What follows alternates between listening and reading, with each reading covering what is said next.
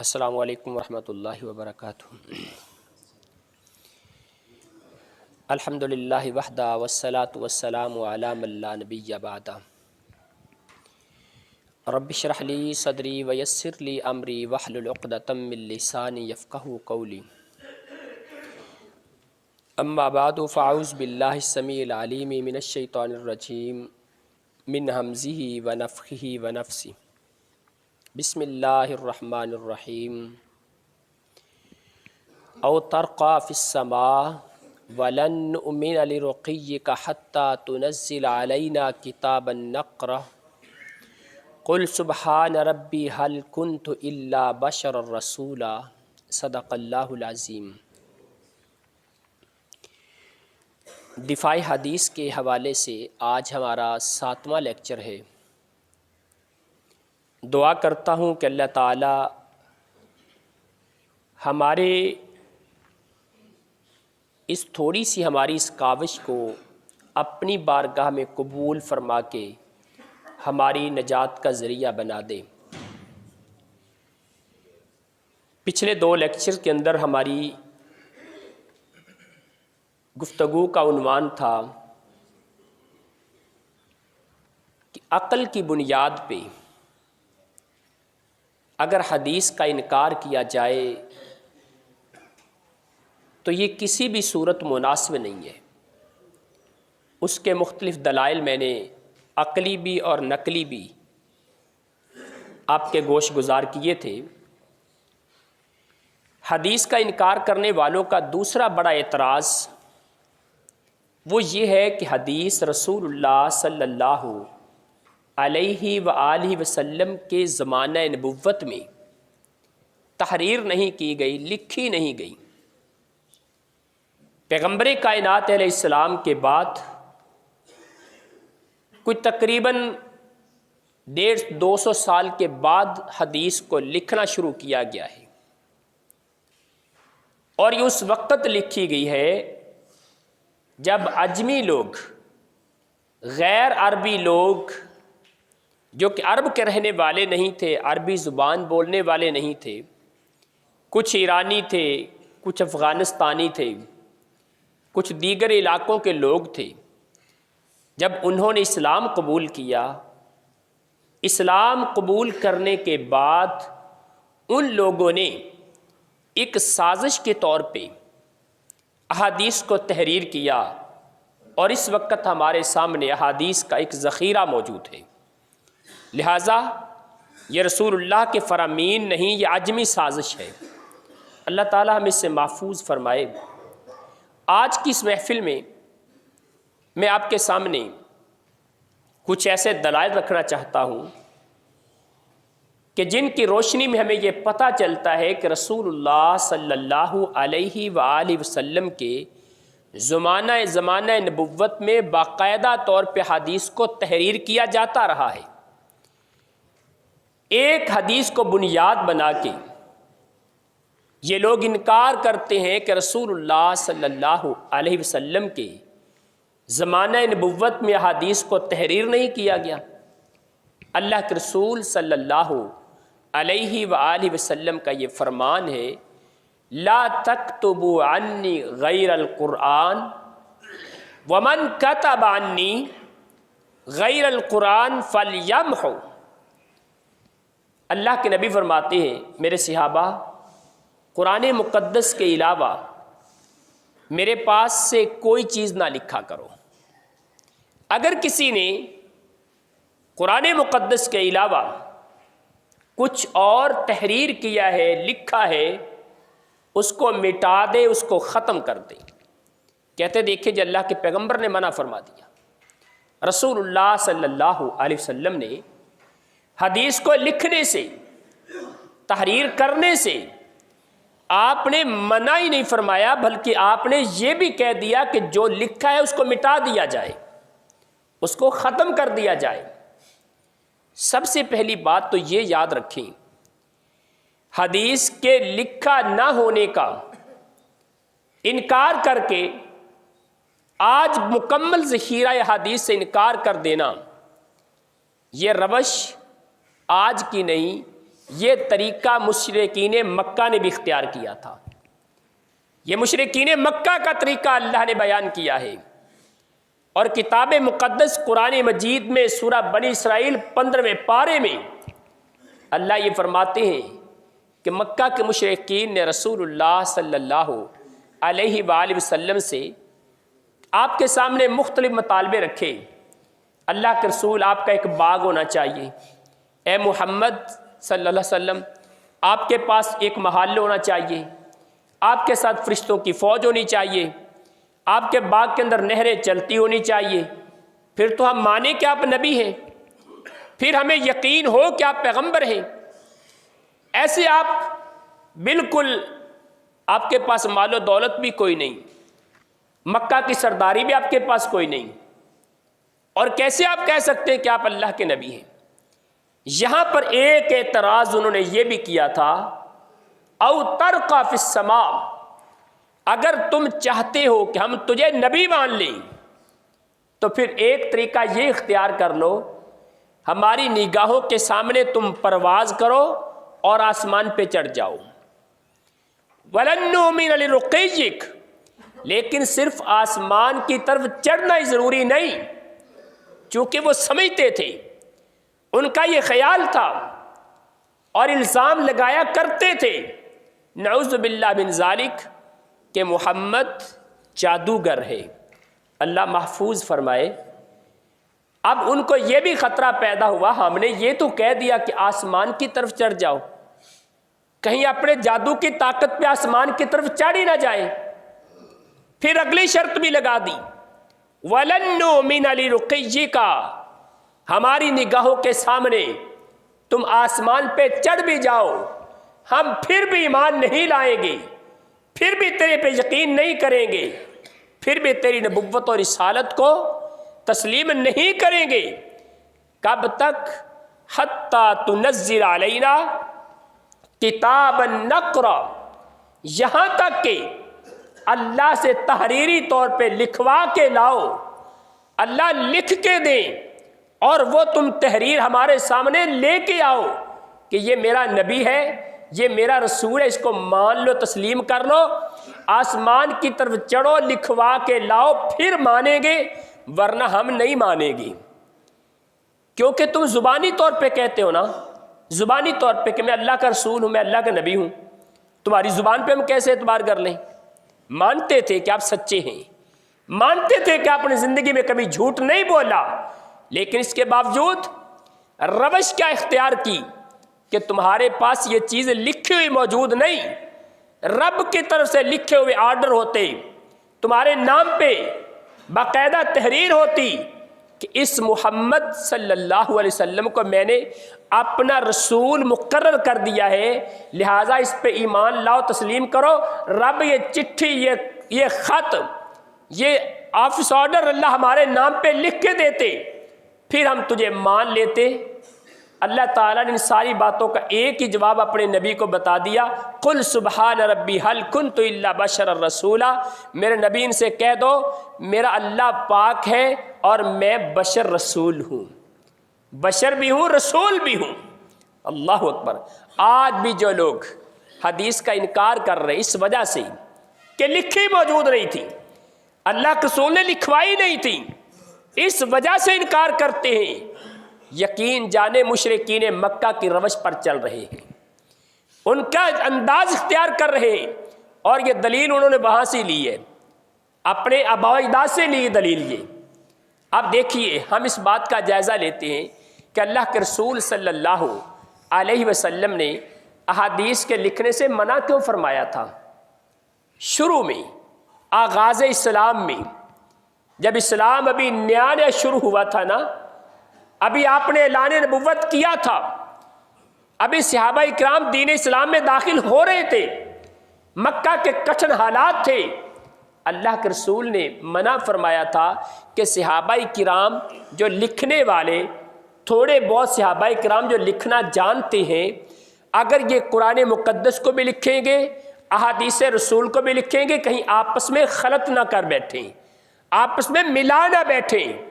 قرآن کی آیات کو, احادیث رسول کو اگر خلط ملط کر لیا تو ہو سکتا ہے اسی طرح یاد کر لیں۔ اللہ کے پیغمبر نے اس وجہ سے منع فرما دیا تھا۔ اس کی دوسری وجہ، چونکہ ابھی مسلمان تھوڑے تھے، صحابہ اکرام بڑی تھوڑی تعداد میں تھے، اور ان کے اندر تحریر لکھنا جاننا، تحریر جاننا، یہ بھی صحابہ اکرام تھوڑے تھے۔ رسول اللہ صلی اللہ علیہ وسلم اس لیے منع فرما دیا کہ اگر یہ لوگ حدیث کو لکھنے میں مصروف ہو جائیں گے، ہو سکتا ہے کہیں قرآن مقدس کی وحی لکھنے سے رہ نہ جائے۔ تیسری بات، لکھنے کے وسائل بھی کم تھے۔ کس پہ لکھا کرتے تھے؟ اونٹ کے کندھے کی شانے کی ہڈی پہ لکھ لیا کرتے تھے، درختوں کے پتے مل جاتے اس پہ لکھ لیا کرتے تھے، چمڑا مل جاتا اس پہ لکھ لیا کرتے تھے، کہیں سے کوئی مصر کے اندر ایک کاغذ تیار ہوتا تھا، اس کا کوئی ٹکڑا مل جاتا اس پہ لکھ لیا کرتے تھے، کسی لکڑی کی تختی پہ لکھ لیتے، کسی پتھر کی سل پہ لکھ لیتے، جیسے کوئی کہیں پہ موقع میسر آتا اس پہ تحریر کر لیتے۔ یہ لکھنے کے وسائل بھی کم تھے، اس لیے بھی آپ نے منع فرما دیا۔ لیکن دین اسلام کی ایک حکمت ہے، دین اسلام کی ایک حکمت ہے جس کو نسخ کہتے ہیں۔ نسخ کا مطلب ہوتا ہے کہ پہلے حکم کو منسوخ کر دینا، بعد میں اس کی جگہ ایک نیا حکم نازل کر دینا۔ جب اسلام کا بھی آغاز ہوا تھا اس وقت رسول اللہ صلی اللہ علیہ وسلم نے منع فرما دیا کہ قرآن مقدس کو لکھو، اس کے علاوہ کچھ نہ لکھو۔ بعد میں اللہ کے رسول صلی اللہ علیہ وسلم نے کتنے ایسے مقامات پر، بے شمار مقامات پہ پیغمبر کائنات نے خود اپنی حدیث لکھوائی ہے، حکم دے کے لکھوائی ہے۔ اللہ کے رسول نے جب لکھوانے کا حکم دے دیا، اس کا مطلب یہ ہے کہ اللہ تعالیٰ کے نبی نے اپنا پہلا حکم منسوخ کر دیا۔ جیسا کہ میں ایک دو مثالیں آپ کے سامنے حدیث رسول سے رکھتا ہوں۔ پیغمبر کائنات علیہ الصلوۃ والسلام نے فرمایا، نہیتکم عن زیارت القبور فزوروها فإنها تذکر الآخرہ۔ میرے صحابہ، میں نے تمہیں قبرستان جانے سے منع کیا تھا، اب تم قبرستان جایا کرو، اس سے تمہیں آخرت کی یاد آئے گی۔ اللہ کے نبی نے شروع میں قبرستان جانے سے کیوں منع کر دیا؟ کہ ابھی ان لوگوں کو قبرستان جانے کے آداب کا نہیں پتہ، قبرستان جا کے بے صبری کا مظاہرہ کریں گے، ہو سکتا ہے وہاں پہ جا کے بین کریں، روئے پیٹیں، قبرستان کے آداب کا خیال نہ کر سکیں جو شریعت اسلامیہ کہتی ہے، جو رب کائنات کو منظور ہے۔ اس لیے آپ نے منع فرما دیا۔ جب دیکھا اس ایمان میں پختہ ہو گئے، اسلام میں پختہ ہو گئے، آپ نے فرمایا اب تم قبرستان جایا کرو، اس سے آخرت کی یاد آتی ہے۔ نبی علیہ الصلوۃ والسلام کی حدیث ہے، الوضوء مما مست النار، جو آگ کی پکی چیز کھائے گا اسے وضو کرنا پڑے گا۔ مثال کے طور پہ آپ نے پہلے وضو کیا، وضو کرنے کے بعد آپ نے ایسا کھانا کھایا جو آگ پہ پکا کے جس کو تیار کیا جاتا ہے۔ اللہ کے رسول نے فرمایا جب تم نے آگ سے پکی چیز کوئی کھائی، اب تمہیں اس پر وضو کرنا پڑے گا، کیونکہ پہلا وضو تمہارا ختم۔ لیکن پھر سے ابھی بیان کرتے ہیں کہ رسول اللہ صلی اللہ علیہ وسلم میرے گھر میں آئے، پیغمبر کائنات نے کھانا کھایا، کھانا کھانے کے بعد میں نے درخواست کی، اللہ کے نبی میرے گھر میں آپ ایک جگہ پہ نماز پڑھ دیں، میں اس جگہ پہ اپنے نوافل ادا کیا کروں گا، ایک برکت ہو جائے گی۔ پیغمبر کائنات علیہ السلام اٹھے، کھانا کھانے کے بعد آپ نے وضو نہیں فرمایا، آپ نے اسی طرح نماز پڑھ دی۔ اس کا مطلب یہ ہے کہ نبی کائنات نے کھانا کھانے سے پہلے وضو کیا تھا، کھانا کھایا اس کے بعد وضو نہیں کیا۔ آپ نے جو پہلے حکم دیا تھا کہ آگ کی پکی چیز کھا کے وضو کرنا ہے، اس کا مطلب ہے کہ آپ کا وہ حکم منسوخ ہو گیا، اب آپ کا یہ عمل ہے۔ لہٰذا یہ شریعت کی حکمت ہے، یہ تدریج ہے۔ آپ ایک بچے کو گھر کے اندر نا لکھنا سکھاتے ہیں، تحریر کرنا سکھاتے ہیں، پڑھنا سکھاتے ہیں، ابھی چھوٹا بچہ ہے، وہ بچے کو آپ سکھا رہے ہیں نا، بچہ کچھ اور چیزیں بھی لکھنا شروع کر دیتا ہے، بڑی بڑی کتابوں کی طرف۔ آپ اسے کیا کہتے ہیں؟ پتر تو اجے نہ لکھ، تین جڑا چھوٹا سکھایا نا الف بے تے لکھنی سکھائی، تو اجے اے لکھ، اجے تو ہنے لفظ لکھنے شروع کر دیتے ہیں۔ وہاں پہ بچے کو آپ کیوں روک رہے ہیں کہ بیٹا یہ جو بڑے الفاظ ہیں نا بڑی کتابوں کی، آپ ابھی یہ تحریر نہ کرو، ابھی یہ نہ لکھو، ابھی آپ کو سکھایا ہے الف با تا سا، ابھی آپ وہ لکھو، اے بی سی، ابھی آپ کو وہ سکھائی، ابھی وہ لکھو۔ اب بچہ ساری زندگی اے بی سی لکھتا رہے، الف بے تے لکھتا رہے، اور کہے کہ میرے پاپا نے روکا تھا یہ بڑی کتابوں کے الفاظ نہیں لکھنے، لہذا میں نے وہ نہیں لکھنے۔ کیا ایسا ممکن ہے؟ آپ نے کیوں منع کیا تھا؟ کہ ابھی بچے کے اندر وہ قابلیت نہیں ہے، ابھی اس کے اندر وہ صلاحیت نہیں ہے۔ اس لیے اللہ کے رسول صلی اللہ علیہ وسلم نے اسلام کے شروع میں اس سے منع فرمایا تھا، اور بعد میں ایسے حالات و واقعات آئے کہ جب صحابہ اکرام لکھتے تھے، اللہ کے رسول دیکھتے تھے، اور پیغمبر کائنات خود لکھوایا کرتے تھے۔ اس کی ایک مثال ابھی آپ کے سامنے رکھتا ہوں، اس کے بعد پھر ہم آگے چلتے ہیں۔ جب نبی رحمت علیہ السلام آپ نے سفر ہجرت فرمایا، آپ مکہ سے نکلے، مدینہ کی طرف جا رہے تھے، رستے کے اندر جاتے ہوئے سراقہ بن مالک نے پیغمبر رحمت علیہ السلام کا پیچھا کیا، آپ پر حملہ کرنے کی کوشش کی، 3 بار حملہ کرنے کا ارادہ کیا، پیچھے گھوڑا دوڑایا، گھوڑا زمین میں دھنستا تھا، پھر گر جاتے تھے۔ جب تیسری بار ایسا ہوا نا تو نبی علیہ السلام سے کہنے لگے، اللہ کے رسول مجھے پتا ہے، یقین ہو گیا ہے کہ آپ ایک وقت آئے گا، آپ غالب آئیں گے، اللہ آپ کو فتح عطا فرمائے گا، آپ کو کامیابیاں ملیں گی، کل کو اللہ آپ کو فتح عطا فرمائے، آپ کو کامیابیاں ملے، آپ کو غلبہ ملے۔ میں نے آپ کا پیچھا کیا ہے، آپ کہیں اس کا بدلہ لیتے ہوئے مجھے کچھ کہیں نہ، مجھ سے بدلہ اس کا نہ لینے آ جائیں، لہٰذا میں آپ سے درخواست کرتا ہوں آپ مجھے امان نامہ لکھ دیں، کل کو جب اللہ آپ کو غلبہ دے گا مجھے معاف فرما دیں گے، مجھے کچھ نہیں کہیں گے، مجھے امان نامہ لکھ کے دے دیں۔ نبی علیہ السلام کے ساتھ آپ کے صحابی عامر بن فہیرہ رضی اللہ تعالیٰ عنہ، جو کہ جناب ابوبکر صدیق رضی اللہ تعالیٰ عنہ کے آزاد کردہ غلام تھے، یہ بھی سفر ہجرت میں اللہ کے نبی کے ساتھ تھے۔ پیغمبر کائنات نے عامر بن فہیرہ سے کہا کہ سراقہ بن مالک کو امان نامہ لکھ کے دے دو۔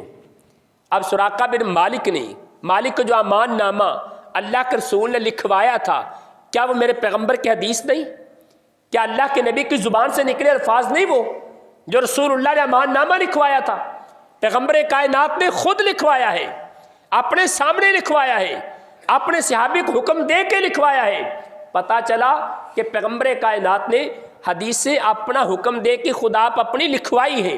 یہ بھی میں نے ایک دلیل آپ کے سامنے رکھی ہے، باقی دلائل انشاءاللہ اس کے اگلے درس میں اللہ تعالیٰ سے دعا ہے اللہ تعالیٰ عمل کی توفیق عطا فرمائے، اللہ تعالیٰ ہمیں حدیث کے ساتھ محبت رکھنے کی توفیق عطا فرمائے، ہمارے دلوں کے اندر سنت رسول کی اہمیت، سنت رسول کی محبت، اس کا لگن، اس کا ذوق شوق ہمارے دلوں میں پیدا ہو جائے، اور ہم کتاب و سنت کے مطابق اپنی زندگی گزارنے والے بن جائیں۔ ہمارے وہ بھائی، ہمارے وہ نوجوان جو کتاب و سنت سے بھٹک چکے ہیں اور اس فتنے کا شکار ہو چکے ہیں، ان کے لیے خصوصی دعا کیجئے گا، اللہ تعالیٰ ان کو ہدایت کا رستہ عطا فرما دے، صراط مستقیم عطا فرما دے۔ ایک بہت ضروری اعلان کرنا چاہتا ہوں، اور ہو سکے تو میں شاید اس پہ آپ کے ہاتھ بھی کھڑے کروانے کی درخواست کروں گا۔ آج مغرب کی نماز کے بعد تلونڈی شہر کے اندر جو مرکزی مسجد ہے، وہاں ایک عظیم الشان پروگرام ہو رہا ہے جس کا عنوان بھی تقریباً یہی ہوگا، اور بہت بڑے ججد عالم دین اس وقت پاکستان کے اندر ان کا الحمدللہ نام گونج رہا ہے، خصوصاً دفاع حدیث کے حوالے سے، جن کا نام ہے محترم جناب حافظ ابو یحییٰ نور پوری حافظہ اللہ تعالی۔ بیسیکلی ہمارے قصور کے نور پور کے رہنے والے ہیں، لیکن اس وقت سرگودا کے اندر ایک مدرسے کے اندر تدریس کر رہے ہیں۔ بہت کمال کے عالم دین ہے، جید عالم دین ہے، ابھی جوان ہے، تھوڑی سی عمر ہے، اللہ تعالیٰ ان کو سلامت رکھے، دین کا زیادہ سے زیادہ کام لے۔ وہ حافظ ابو یحییٰ نور پوری صاحب اس مسجد کے اندر، تلونڈی کی مرکزی مسجد کے اندر، آج مغرب کی نماز کے بعد درس حدیث ارشاد فرمائیں گے۔ اس میں آپ تمام احباب لازماً شرکت کیجیے گا، اپنے دوستوں کو ساتھ لے کے جائیں، خود ساتھ جائیں، وقت نکالیے۔ یہ حدیث کی محبت اللہ آپ کے نامہ اعمال میں ضرور درج فرمائیں گے۔ اللہ تعالیٰ سے دعا ہے اللہ عمل کی توفیق دے، اور انشاءاللہ اگلے مہینے انہی شیخ سے ہم کوشش کر رہے ہیں کہ ہمیں وقت مل جائے ہماری اس مسجد کے لیے، تو انشاءاللہ اگر ہمیں یہاں کے لیے وقت مل گیا، ٹائم مل گیا، تو انشاءاللہ اس کا بھی اعلان کر دیا جائے گا۔ آج مغرب کی نماز کے بعد تلونڈی کے اندر مرکزی مسجد میں حافظ ابو یحییٰ نور پوری حافظہ اللہ تعالی ان کا درس حدیث ہے، سوال و جواب کی نشست بھی ہوگی۔ اگر کوئی بھائی کوئی سوال کرنا چاہتا ہے وہ تحریر کر کے لکھ کے لے جائے، وہاں ان کو پیش کیا جائے گا، اس کا انشاءاللہ وہ جواب بھی دیں گے۔ اللہ تعالیٰ عمل کی توفیق عطا فرمائے۔